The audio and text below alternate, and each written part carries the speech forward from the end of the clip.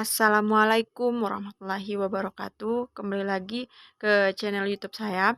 Nah, kali ini saya akan membagikan materi dari mata kuliah pemrograman mobile, yaitu materinya tentang paradigma UOP. Mungkin langsung saja ke pembahasan materinya. Nah, yang pertama, di sini kita akan membuat kelas di dalam UOP, di mana kita mempunyai rumus seperti sintak yang saya buat di sini.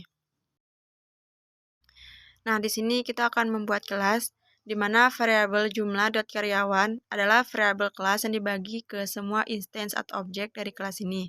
Kemudian variabel ini bisa diakses dari dalam atau luar kelas dengan menggunakan notasi titik.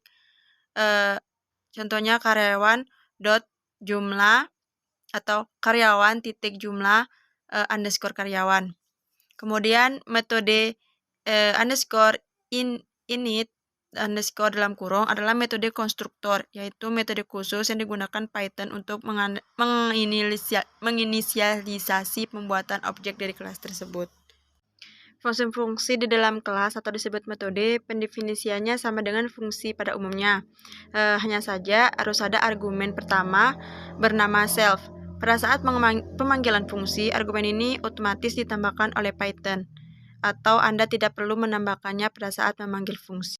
Nah, di sini kita akan juga membuat objek dari sebuah kelas, di mana kita bisa memanggil nama kelas dengan argumen sesuai dengan fungsi underscore in, underscore dalam kurung pada saat kita mendefinisikannya. Seperti contoh sintak yang saya buat atau source code yang saya buat ini. Kemudian kita run, maka akan menampilkan hasilnya seperti nama Sarah, gaji sama dengan 1 juta, nama Budi, gajinya 2 juta, dengan total karyawan 2. Sehingga source code yang kita buat ini berhasil.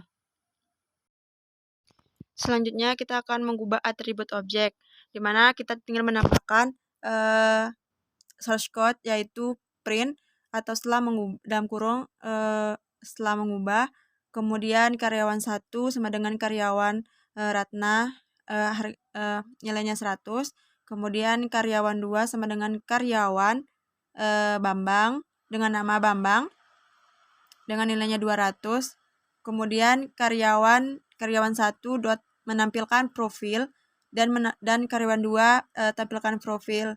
Kemudian kita print di mana kita akan mengeprint total karyawan yaitu karyawan dot jumlah underscore karyawan. Selanjutnya kita akan mengeran atau menjalankan codingannya, akan menampilkan hasil seperti pada gambar di sini, yaitu nama sama dengan Sarah, gaji 1 juta, nama Budi, gaji 2 juta, total karyawan 2. Setelah mengubahnya akan menampilkan nama Ratna, gaji 100, nama Bambang, gajinya 200 dengan total karyawan 4. Kemudian kita akan menambahkan atribut objek, di mana cara yang lebih elegan untuk memodifikasi atribut adalah dengan menggunakan fungsi-fungsi sebagai berikut ini, yaitu ada getatr atau obj sama dengan obj name default dan mengakses atribut objek. Kemudian ada h1tr yaitu yang dimana terdapat obj name, kemudian memeriksa apakah objek memiliki atribut tertentu atau tidak. Kemudian ada setat.tr di mana terdapat obj name dan value, di mana kita akan mengatur nilai atribut. Jika atribut tidak ada, maka atribut tersebut akan dibuatkan. Dan yang terakhir yaitu delat.tr di mana terdapat obj dan name, di mana kita harus menghapus atribut dari objek. Dan selanjutnya kita akan menjalankan atau mengeran hasil sintak yang kita buat tadi. Nah, di sini sudah menampilkan nama sama dengan Sarah, gaji 1 juta, nama Budi, gaji 2 juta, dengan nama Ratna. Terus kemudian nama Ratna, kemudian gaji 100, nama Bambang, gajinya 200 dengan total karyawan 4.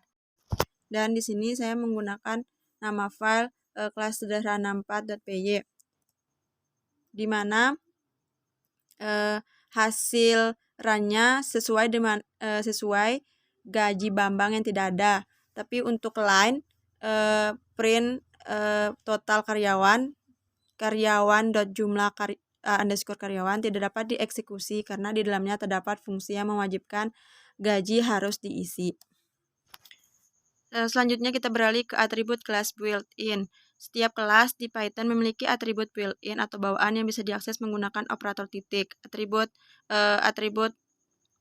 tersebut yaitu underscore dict underscore atau dictionary yang berisi namespace dari kelas, kemudian dodge atau mengakses string dokumentasi atau docstring dari kelas, kemudian name atau nama kelas, dan module atau modul atau nama modul tepat kelas didefinisikan. Atau nilai atribut ini di mode interaktif adalah main. Dan basis atau base data dari kelas, bila kelas tidak merupakan turunan dari kelas ini, maka induknya induknya dalam kelas objek. Kemudian kita beralih ke penghancuran objek atau pengumpulan sampah atau garbage collection, di mana Python menghapus objek yang sudah tidak dapat terpakai secara otomatis untuk menghemat memori. Sehingga prosesnya disebut dengan pengumpulan sampah atau garbage collection. Pada contoh di atas, objek 30 pada akhirnya akan dihapus karena sudah tidak ada variabel yang merujuk ke objek tersebut. Python melakukan penghapusan objek secara otomatis tanpa ada pemberitahuan. Di sini kita bisa menggunakan sebuah metode khusus yaitu metode del yang disebut destructor yang akan dipanggil apabila sebuah objek akan dihapuskan oleh Python. Selanjutnya kita beralih ke pewarisan inheritasi kelas. Di sini kita bisa menurunkan karakteristik sebuah kelas ke kelas baru dibandingkan dengan membuat kelas baru dari awal. Dengan turunan disebut kelas anak atau child class, dan yang mewariskannya disebut kelas induk atau parent class. Dengan contohnya seperti pada gambar ini, di mana di sini kita juga bisa menggunakan fungsi insubclass atau instance untuk memeriksa relasi antara dua kelas atau objek dengan cara yaitu fungsi insubclass atau sub dengan cara mengembalikan true jika sub merupakan anak dari sub. Kemudian fungsi isInstance atau di dalamnya terdapat obj dan kelas dengan mengembalikan true jika obj adalah instance dari class atau subclass dari class. Kemudian kita beralih ke metode overriding, di mana kita bisa mengabaikan fungsi dari kelas induk di dalam kelas anak. Alasannya karena untuk melakukan overriding dengan memodifikasi atau mengubah metode yang sudah diturunkan dari kelas induk di dalam kelas anak.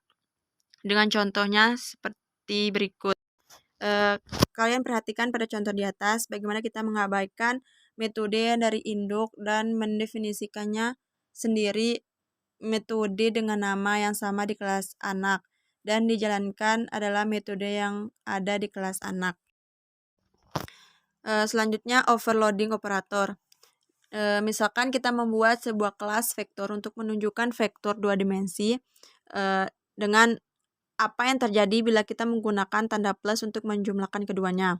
Nah, di sini kita bisa mendefinisikan metode add dalam kelas dikarenakan untuk melakukan penjumlahan vektor, dan kemudian operator plus akan berfungsi sesuai kehendak kita. Dengan memperhatikan contoh di sini. Kemudian menyembunyikan data atau data hiding, di mana dalam sebuah atribut objek kita bisa membuat terlihat ataupun tersembunyi dari luar kelas. Caranya di Python adalah dengan memberi nama atribut diawali tanda underscore 2 kali. Dengan begitu atribut tersebut tidak akan dapat tampak dari luar kelas. Python melindungi atribut tersebut dengan mengubah namanya. Kita bisa mengakses atribut seperti itu dengan format objek dot underscore class name dot 2 kali atr name seperti contohnya di sini. Nah, selanjutnya yaitu kita bisa mengambil kesimpulan dari penjelasan Object Oriented Programming atau OOP. Di mana kesimpulannya yaitu pemrograman Python dengan framework KVMD menggunakan paradigma OOP. Kemudian lain ketiga merupakan pendefinisian kelas di mana nama kelasnya yaitu struktur dasar APP. Kemudian kelas struktur dasar APP sendiri di sini merupakan child class atau anak kelas di mana kelas struktur dasar app bersifat diwariskan oleh atau parent class atau kelas induk. Kemudian sedangkan MDAPP di sini sebagai parent class atau kelas induk yang mewariskan. Selanjutnya dengan inti kelas anak mewarisi atribut dari kelas induk, dan kita bisa menggunakan atribut tersebut seolah-olah atribut itu didefinisikan juga di dalam kelas anak. Kelas anak ini juga bisa menimpa atau override data dan metode dari induknya dengan data dan metodenya sendiri. Dan yang terakhir yaitu satu kelas anak bisa mewarisi karakteristik dari satu atau beberapa kelas induk lainnya. Mungkin itu saja yang bisa saya sampaikan. Jangan lupa di like and subscribe. Sampai jumpa di materi selanjutnya.